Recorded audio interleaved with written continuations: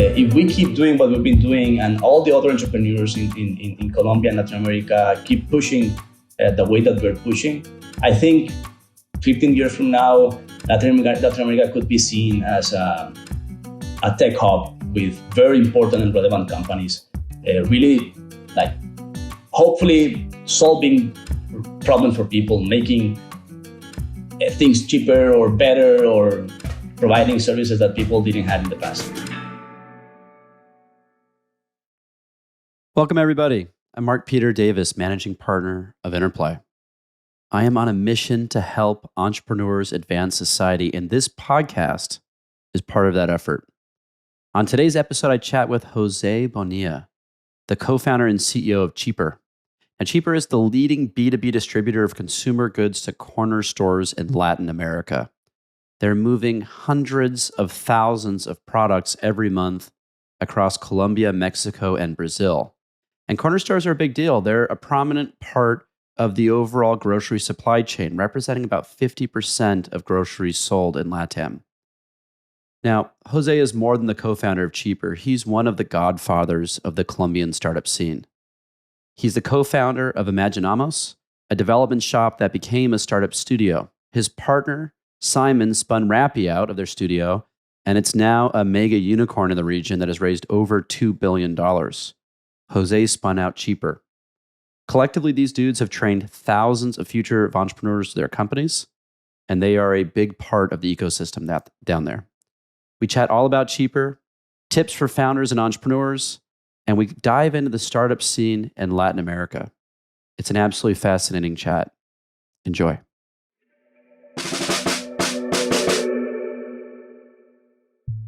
This episode is brought to you by Venwise. Venwise is a curated community of high-growth leaders. It's isolating being a leader, but it doesn't have to be. Through Venwise, you can join discussions and gain support from fellow C-level executives at high-growth tech companies. If you're interested, apply by visiting venwise.com. Jose, thanks for being here, man. Hey, Mark. Well, thank you for having me. Cool. So let's start off. You want to give us an overview of Cheaper? Sure. Well, Cheaper is a B2B marketplace. We have more than 3,000 CPG products for independent corner stores. We are based in where we started in Colombia and expanded to Mexico, now Brazil. Basically, what we offer for independent corner stores is a platform where they can find everything they need, and we deliver same or next day.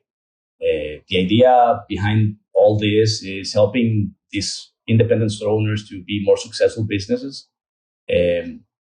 Probably as you know, being our investor, there's a huge opportunity in Latin America to streamline the supply chain between suppliers and retailers in many different categories.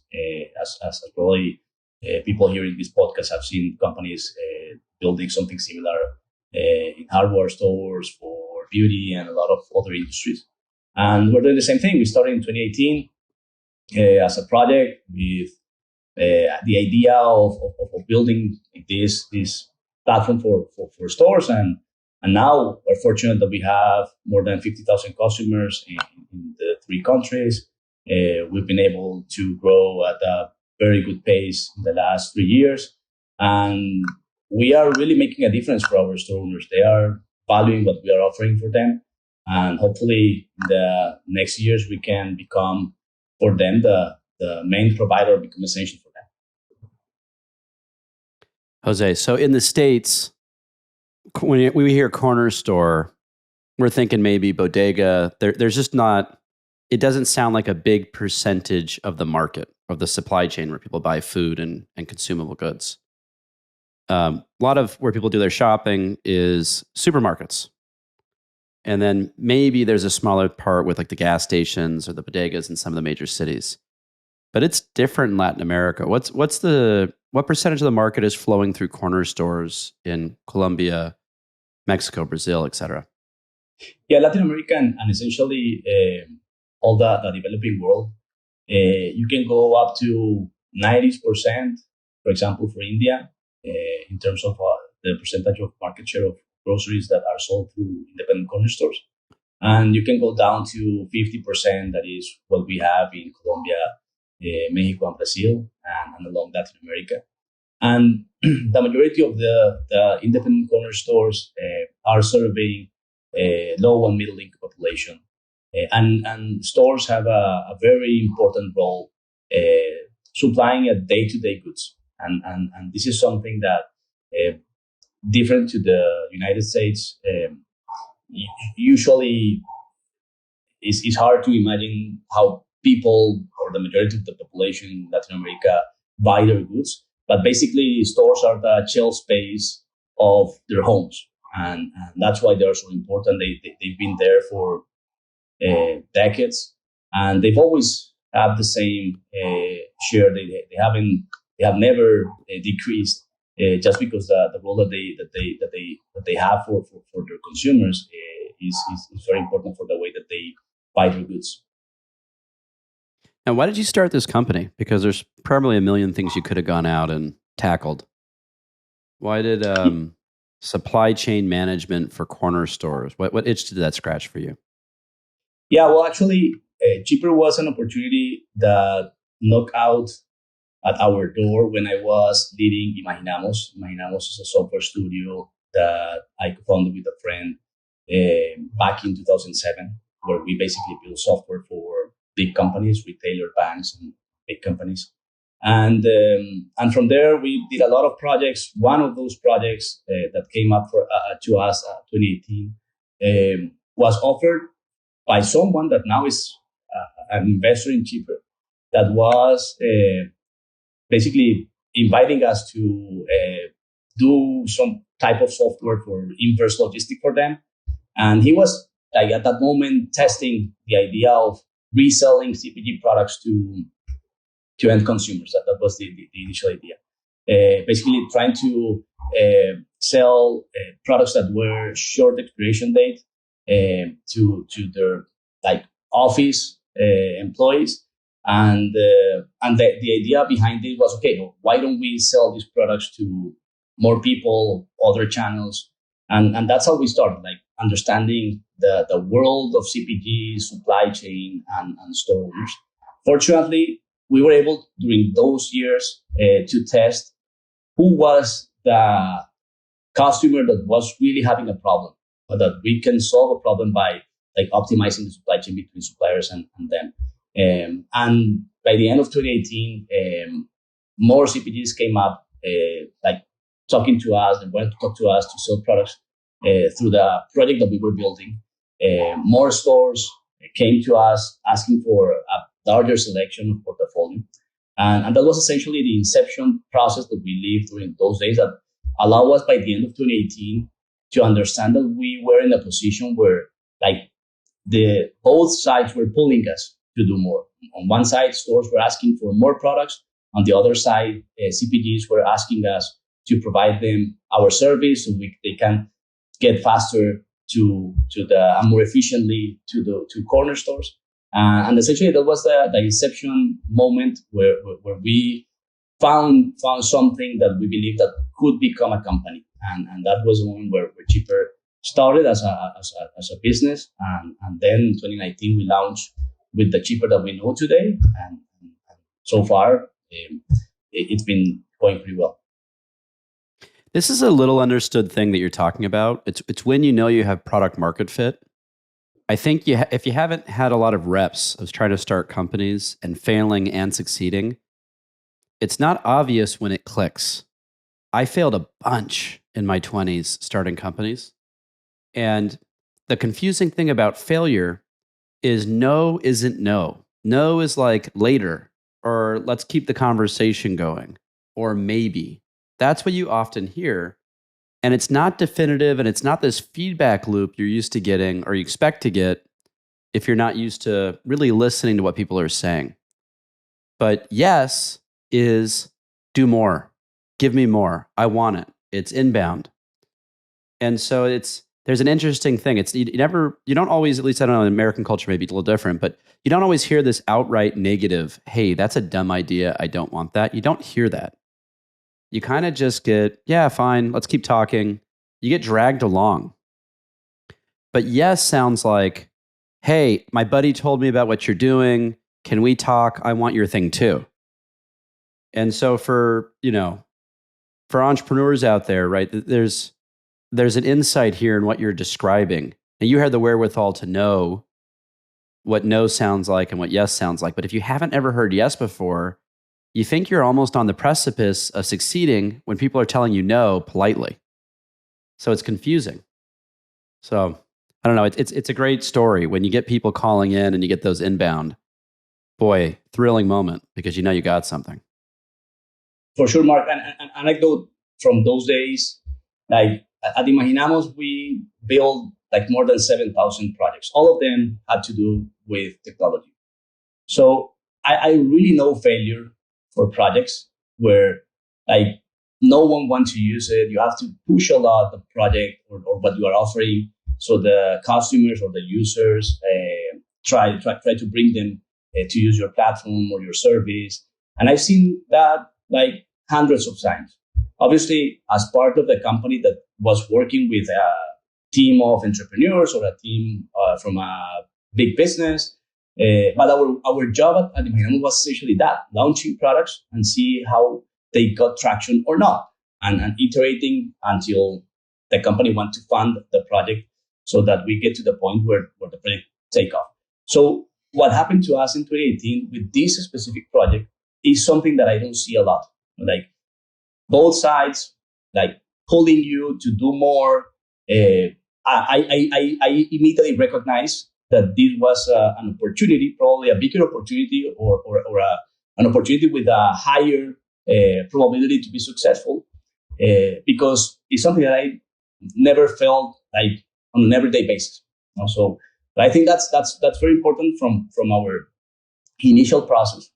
And I always say, like, when you are doing something and you are doing something repeatedly for years, you get prepared to recognize when something is potentially going to work and when something is potentially not going to work. And both are important because that's what gets you prepared for when opportunities like Cheaper came knocking to your door. You can recognize them and understand, okay, here is something that I could dedicate my life to. And there's a high probability if I execute and a lot of things get together that this could work. Right. So that's a great story. I love that you guys were kind of going in and you started feeling the market pulling you. That doesn't happen to a lot of entrepreneurs ever. Right. And it's kind of a no-brainer when it starts happening. You just lean into it. But you guys have had a lot of success since then. You've been shipping a lot of product. How many products do you guys move a month through your doors? We sell 3,000 products, and currently we are delivering more than 200,000 orders. Right, 200,000 orders. That's a huge number. And each order might have more than one product, right? It might be a bundle or a basket, right? What have you learned about logistics, right? I just imagine the magnitude of moving, 500,000 goods in a month. And it sounds terribly daunting, but there's a lot of entrepreneurs who are going to start with some crazy idea and get to this point. How do you scale into that if you've never done it before? Any best practices or wisdom you can share? For sure. Logistics is all about operational excellence. And is in our business where like CPG products have very tight margins, you have to be very disciplined on the processes and the systems that you use in order to be able to deliver your products with your fulfilling your value prop, but also with a reasonable cost to serve so that you can earn money in every order. So I think logistics is the type of job where you need people that are like very disciplined, very detailed oriented, and that are like making everything works like your playbook or your processes has been designed. And like it's not a logistics, not about like, okay, let's be creative about how we're going to pick the orders today. So picking should be a process that you have to define step by step how it's done, who should do it, at what time, like everything has to be measured like minute by minute so that the process works. And the second thing that I think that is very important about logistics is that everything that works today is there to be challenged and do it in a better way. When we started, Mark, doing logistics, trying to deliver small orders with 3,000 SKUs in the portfolio to corner stores, there was no logistic company that could provide us this service. So we were obligated to build everything. Obviously, we work with logistic companies, so they provide us warehousing and personnel and drivers. They are not our drivers or warehouses or our personnel, but we had to design all the process, how we imagine that we will have to do it so we can fulfill the value prop, even for next day delivery, not for same day, for deliveries 24 hours later. And everything that works at that moment, how they worked at that moment, we had to challenge and start designing every system and connecting everything so we can fulfill our value prop. And that's the beauty on logistics. Like the way it's done today, that's why companies like us has a big opportunity entering in this type of market. Is something that is not designed for the store owner. It's designed either for the logistic company or for the supplier. So, and why it's not designed for our customer or for the store owner? Because they try to make it efficient for their portfolio. If you are a CPG company, you have a small portfolio in contrast to 3,000 SKUs. And the way that you make this work is going to specific zones every Tuesday or every Wednesday. So the store owner have to wait for a week. What the store owner has to do is to buy products for a week without any like inventory management or any systems to make this decision. This is just pen and paper. You know? So for sure that they're going to make a decision where they're going to buy more or less than they need. It's very hard for them to buy exactly what they're going to need for a week. We are offering something different. We're telling our store owners the way that you can like release working capital is just ordering every day, smaller quantities, what you need, and we would be able to deliver to your doorstep same or next day. And that's what we believe that is going to change because we are thinking about them. Obviously, we have to be able to prove that we can do it with efficient economics, but that the service is designed for them, not about us thinking how us could be more efficient in terms of economics. So that's something that like we are. I think that is what is going to make us change the paradigm on how stores buy products for their stores. It's interesting how the diversity of your portfolio, the scale of product lines, drives an ability to economically deliver same day. It's interesting to see those two concepts connected. But I want to ask one more question. Like someone's showing up day one, they launched an idea, they're getting market pull that people want this product and they need to ship it. And they're doing this from their garage. What's the playbook to go from, hey, there's demand, to having a proper logistics operation? Is the first step go find third-party logistics providers and start partnering? Do you need to hire in someone who's an expert in logistics, or can you just use good logic and figure it out? Are there software tools that you recommend? What are the steps to get from kind of nowhere, but knowing you have demand, to a small, medium, proper logistics supply chain? Yeah, well, and actually, to tell you about our story, how we started, we had just one single track that the supplier lended us, so we can use it to collect products and then deliver products. We didn't have a warehouse. That's how we started, and we sent it to our store owners at that moment, or the people that was buying to us, just a spreadsheet through WhatsApp, and said, "Hey guys, this is what we have today. What would you like to buy?" They tell us, "Okay, these 10 things." Okay, we just did the order internally, and then we send the track to every point to deliver those products. So I think this, in the early days, you have to do it yourself. Try to take your car or your bike or anything that you have and go and just deliver. Say that this. I think that this is something that you can't jump, because it's going to help you understand in the early days what your customers are expecting, how is the delivery, how the delivery works, how hard it is to put an order and deliver on time. So that's the first step. Then when we open or launch our first warehouse. Basically, it wasn't a warehouse. We just bought space for a logistic company that they had that they were not utilizing in a warehouse. And this space that we bought, we had to do it because a new supplier was wanting to sell through us. And now we couldn't use the same truck because the truck was a refrigerated truck. We couldn't store the products there. So that obligated us to go to a logistic company and tell them, hey guys, we need a space to store. But we are not able to pay for our warehouse. We can pay for some positions at your warehouse. Can you rent me some positions at the warehouse? And unfortunately, they told us, yes, they rent us just some positions on the warehouse.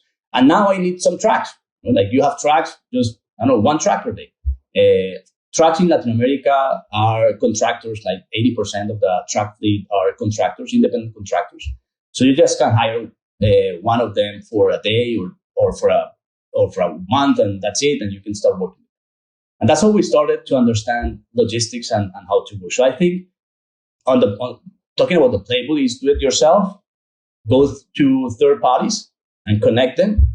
And finally, that is something that we are looking forward to do is what of those things that you are doing, you are going to own it yourself, because it's better for your business. For example, when you have volume, are you going to basically rent a warehouse directly by yourself? Or it makes sense to still work with third parties? Or are you going to work with drivers that basically today we are, for example, working with drivers that are working exclusively for us. And we're starting to create a driver's fleet that didn't exist. So that's something new that we're doing also because our growth has been so fast, we are requested to have better and faster transportation drivers that available for us. And we are competing in some markets against Amazon and Mercado Libre, for example, for drivers. Even if we are very small against them, drivers always go to the place where they are paying the most. And sometimes these guys, the big guys, can pay more for them. So I think the playbook would be do it yourself, third party, and then see what things make sense. If logistics is a core part of your business, in our case it is, try to see which things you would do it yourself. You've achieved a ton of scale already, we've talked about, right? And you're in 3 countries. It's pretty awesome. What's success for you in this venture? To me, and I think to the entire company, success to us is waking up every day and being able to fulfill our purpose. And back in 2018, we sat down with the initial team and we did an exercise called True North. And through this exercise, we defined what was our purpose as persons. It doesn't matter if you're in Chipro or any other company. What we're pursuing that is bigger than just building a huge business or a unicorn or things like that. And what we wrote down is that we wanted to eliminate paradigms from the base of the society. And paradigms means people that is thinking that opportunities or better opportunities are not for them. That they have to rely on whatever service exists to solve the problems that they have on a daily basis. And I think, to me, I feel successful every day because I wake up to build a company that is eliminating paradigms to a group of people. Fortunately, now the group of people that we are solving these problems are a group of thousands, and hopefully in the future will be millions. But that's what we pursue, and that's what keeps us here. That this is a extraordinary vehicle. Cheaper is an extraordinary vehicle to fulfill this purpose. And that's what made me feel successful. I love that. We talk about this a lot, but entrepreneurs all wake up with different reasons for why they do what they do, but from a society level function, your job and my job is to go out and solve problems for folks. We may do it to make money. We may do it for a way of life for ourselves. We may do it because we're passionate about that problem. Doesn't matter. At the end of the day, we're all temporary, but the solutions you're building may not be. How did you end up as an entrepreneur, right? Is that something that's always been in your blood? I mean, I know you were doing a studio before this. What was your path? Yeah, well, when I was finalizing my studies in university, I studied industrial design. By the end of your career in Colombia, you have to do something called like the professional practice. And you have to go to some company, work for 6 months, and then stay there or find another job, and just for graduation. At that moment, I started looking at some options. I remember that I went once to the only interview that I had in my life at a traditional company back in Cali, my original city. And I sat down to do the task that I was requested for the interview. It was like designing some kind of it was like these machines that dispense Coke to design for the machine, like 3D. I just sat down and I was in the middle of a lot of desks and like a big floor. I was like just doing the test, and I just finished the test and I say, I can see myself like doing this every day. Like, this is like not for me. I felt in the wrong place. I just when I finished the test, I just told the guy who was interviewing me like, hey man, here's the test, but I really thank you. I don't want to like participate anymore in the process. Thank you so much for having me. Goodbye. Then I left that company, and I visited Simon, that is a friend. Simon is the CEO of Rappi. He's a friend from school, and I visited him in Bogota, and he showed me what he was doing. At that moment, he was already doing websites, just designing websites for companies that he was selling at that moment at Imaginamos. And I felt like, okay, this is great. Like I saw something that I wanted to do. It seems like something interesting. Websites at that moment in Colombia and Latin America in general wasn't obviously what they are today. It was something new. Very few companies had a website at that moment. So I just told him, hey man, I have to do these practices. Why don't I do it here and just start like working with you? I think that this is something great and probably something I would like to do. I'm a designer, so I can design and sell and build the projects and deliver. And that's how I started. And then since then, it was not like just 2 or 3 people at the moment at Imaginamos. And since then, we've been like building Imaginamos and a lot of projects from there. So I consider myself like I was fortunate to start being an entrepreneur since the first day that I started working formally for a company. So if you hadn't have bumped into Simon, pretty lucky turn of events, someone to kind of say, hey, here's the path. Were there other community outposts in Colombia at the time, that were opening the door to entrepreneurship, or is entrepreneurship not a well illuminated path there? What's the community like for entrepreneurs?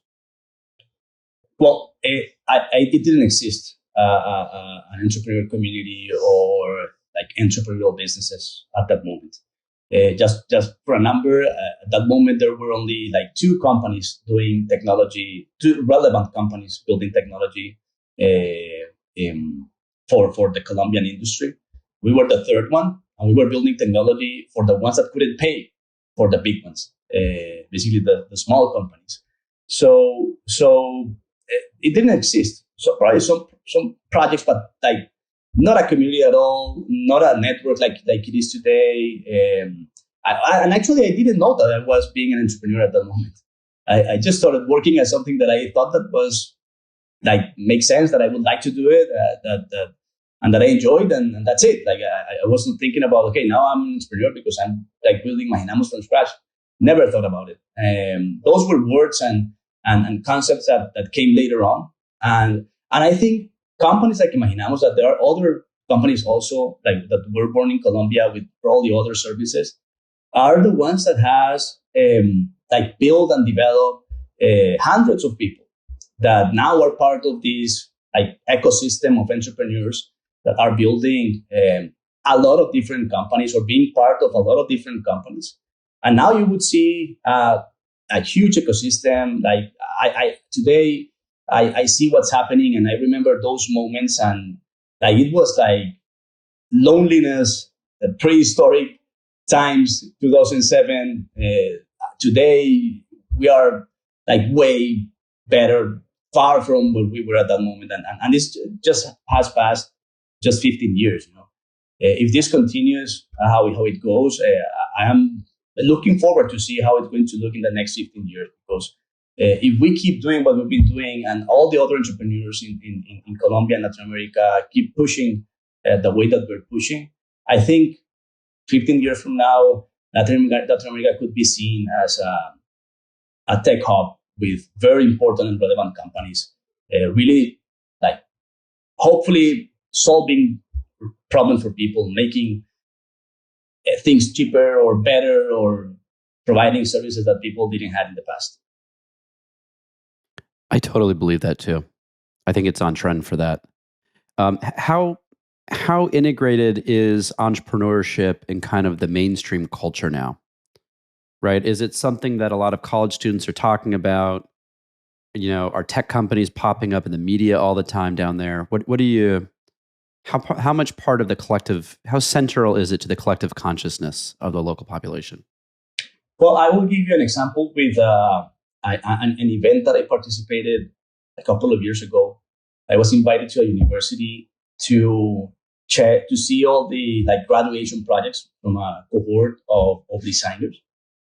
And Mark, everyone was like, their final project was a new company. Love that. And every company had to do something with tech. So it's not something that is just like fashionable or that people want to do because they see some 2 or 3 examples that are being successful. It's something that I think we are adopting as the new way of building businesses. I think every business now and in the future, obviously, has to be a tech business in some way.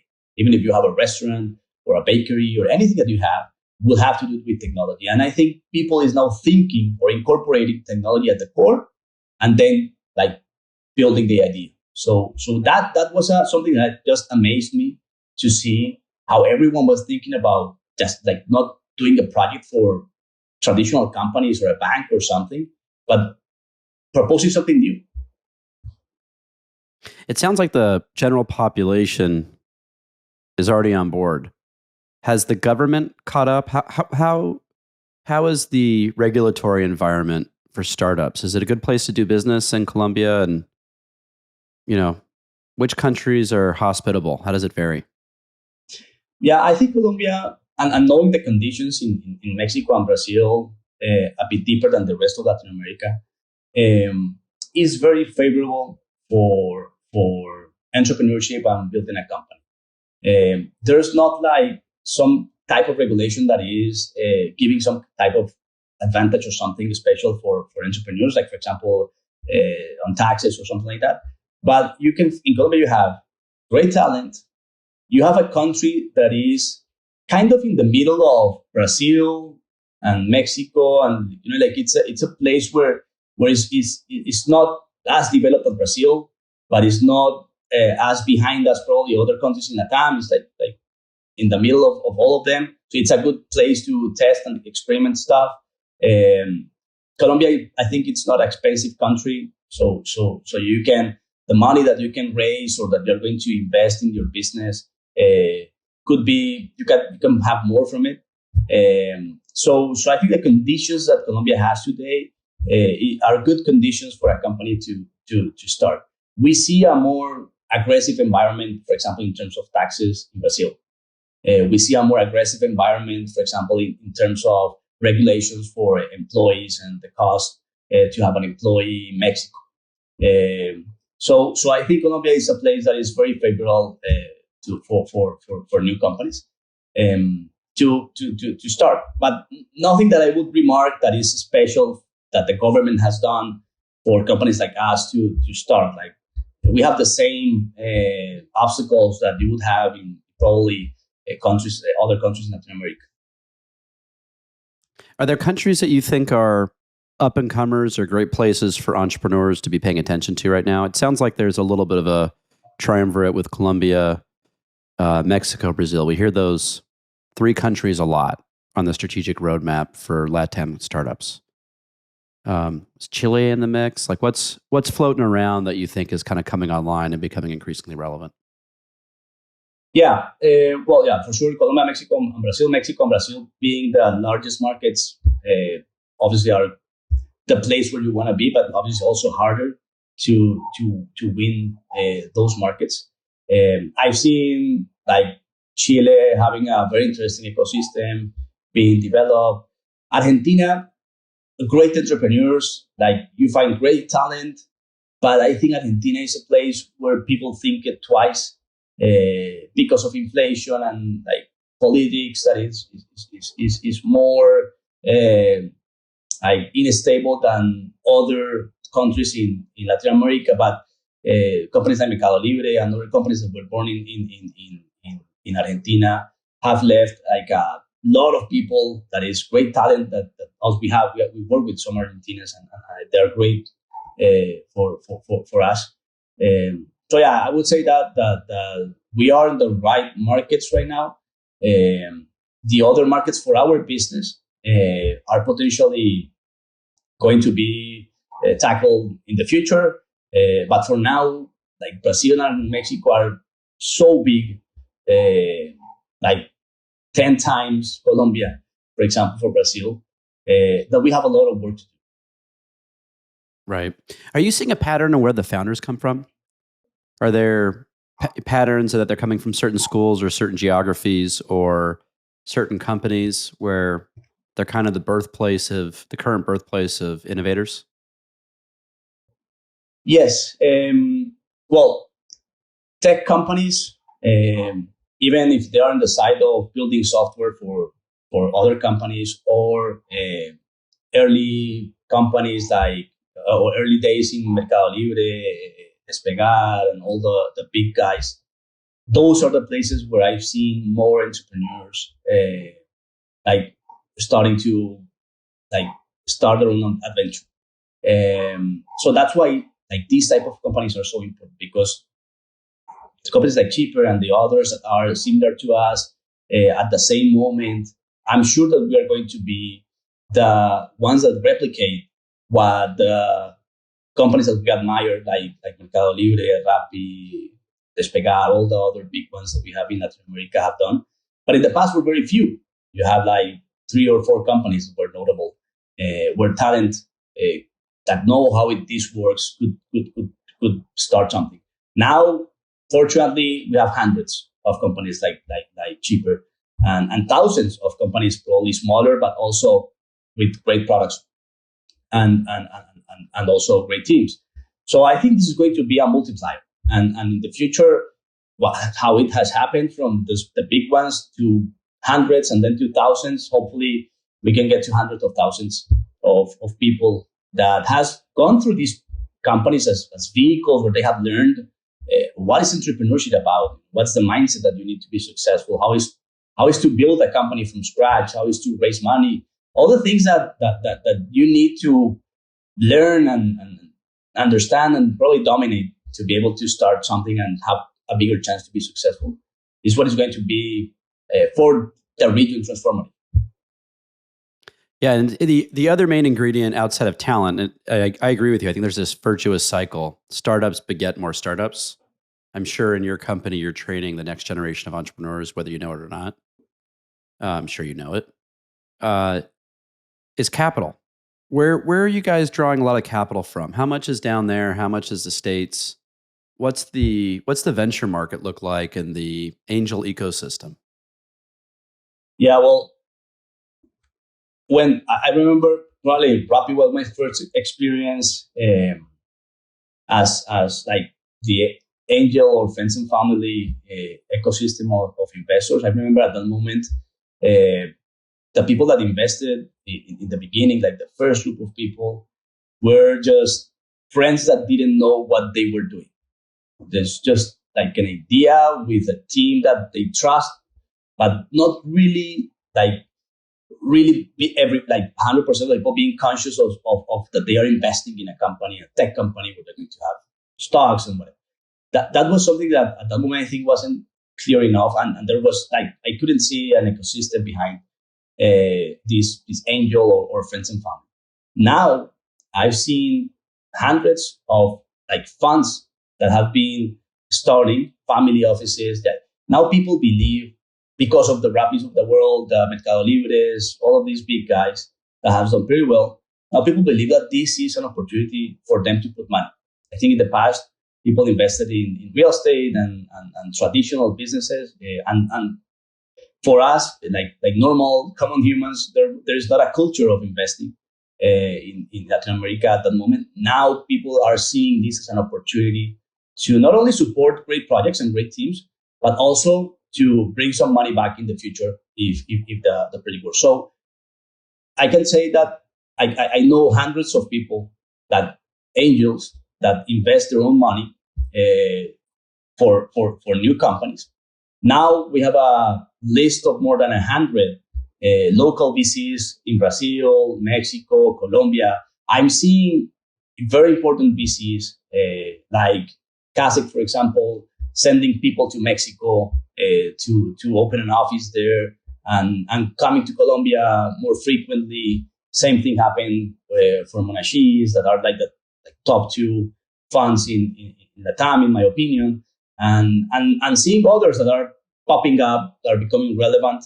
That now you can probably do your A and your B locally, and you don't have to go to the US so early to go for a big check. And in the US, on the other hand, also I'm seeing how all of them are starting to put people or dedicate funds for Latin America. And that's something that has been happening in the last 2 years. And now we have like discussions with teams that we know from 3 years ago, that now they have a person that is dedicated to LATAM or dedicated to B2B marketplaces in LATAM. And that's something that's very interesting that is happening, because that means that everyone is seeing the opportunity of investing in a market that is way behind on the development that it should have, and that in the next 10 to 15 years is going to become, hopefully, a tech ecosystem that is going to be dominating the main industries. And the main companies in the next 10 to 15 years should be tech companies, like it is in the US and like it is in China. And that's something that to me is amazing that is happening, because now a lot of projects that in the past wouldn't be able to thrive or to scale, now they have the opportunity to do it. Okay, last ingredient in a big ecosystem like this, right, obviously is the exit. And there's always a natural understanding that local companies will consolidate and M&A will happen. Where do companies go public from Latin America? What's the path if they're going to, they're big enough to IPO?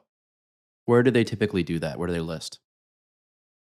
Well, I think everyone that is building a company like us would like to be listed in the US stock market. I think that that's the dream for every entrepreneur that wants to take the company public. But now I'm seeing that there are companies going public, for example, in Brazil. Haven't seen it in Colombia yet, but in Brazil, they do. And I think that's also like when I see the local market, the local stock market in Colombia, for example, I can't see a company that I want to invest in. Like these are like traditional companies or companies that are doing things like probably not that I don't think that they're like the future. Most of these companies, they don't deliver to shareholders any value. Like the stock is pretty stable for decades. So like you don't have like a competitive ecosystem locally to take public your companies. in Colombia, for example. Brazil, I've seen that now some people is using it. So hopefully, companies like us could also go public through our local, also to give the opportunity to people locally to be able to also participate and invest in these companies that hopefully they can also bring for them value in the future. But I think that the dream for everyone is US. What does LATAM need? What's missing? It feels like all the major ingredients are in play either locally or through integration with America. I mean, we're neighbors, right? And it feels like the geographies, the lines are blurring in a good way. We're integrating the economies little by little, which I think is to everyone's benefit. What does it need? What's missing? What can people contribute? What does LATAM need right now for the startup side? Yeah, I think LATAM has a very unstable political environment, and this, I think that this like pushback on the efforts on entrepreneurship. And for example, Argentina is a country that like since Mercado Libre and Despegar and probably Walla in the early days, but there's nothing more being a great country and having this past or background from these great companies, and probably is related to the political instability that they have been suffering there. Same thing Venezuela. Like you don't see any unicorns or great companies being born in Venezuelans because the political also environment. So I think one of the things that are very important for us is to pick good good presidents and select very well who's going to lead the countries, because we need them not to destroy the country. That's going to be making possible for entrepreneurs to build like great companies, and that's something that you can't control, but it's something that you have to be aware of and try to build conscious in the country how important it is to have good governance that allow the country to keep having the conditions for entrepreneurship and companies to be born.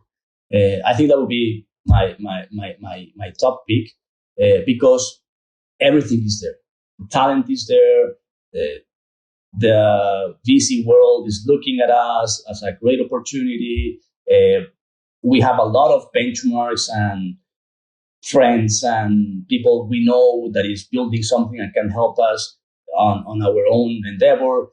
We have organizations also pushing all of these companies. The universities are also helping to push the ecosystem. So I think everyone has to understand how important this is, how transformative it could be. The only thing that could probably damage or hurt very, very badly this process is becoming a country where no one wants to invest or no one wants to build a company. Jose, thanks for being on today. I appreciate you. My pleasure, Mark. Thanks for inviting me. Jose is the absolute man. I'm really grateful he took the time to do the show and share his perspective on LATAM of all things. I found that very educational and insightful, and I personally am very bullish on the future of the region. If you like what you heard, please look us up with a like or a 5-star review, and feel free to share with a friend. You can find me on Twitter @MPD. And to hear more of my conversations with innovators, subscribe on YouTube or any major podcast platform. Just search for Innovation with Mark Peter Davis.